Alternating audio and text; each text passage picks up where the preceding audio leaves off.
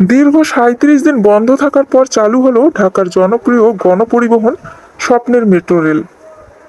৩৭ দিন বন্ধ থাকার পর চালু হওয়ায় মেট্রো রেলের যারা নিয়মিত যাত্রী, যারা কর্মজীবী মানুষ, তারা উচ্ছ্বসিত।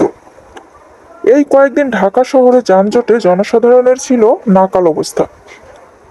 এখন নতুন করে আবার চালু হওয়ার পর সেই যানজট থেকে একদিকে যেমন মুক্তি মিলবে, অন্যদিকে কর্মময় জীবনে আসবে গতি।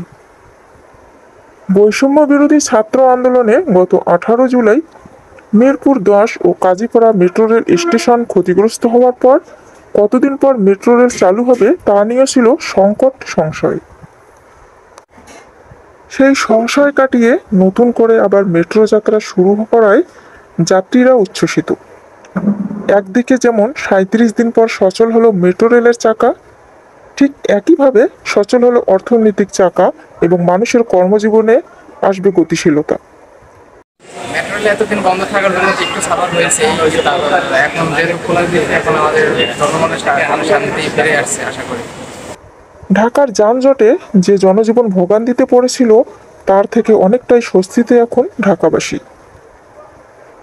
তবে আজ থেকে মেট্রো রেল চালু হলেও মেরামত ও সংস্কারের প্রয়োজনীয়তা থাকায় আপাতত কাজীপাড়া ও মিরপুর ১০ স্টেশনের কার্যক্রম বন্ধ আছে।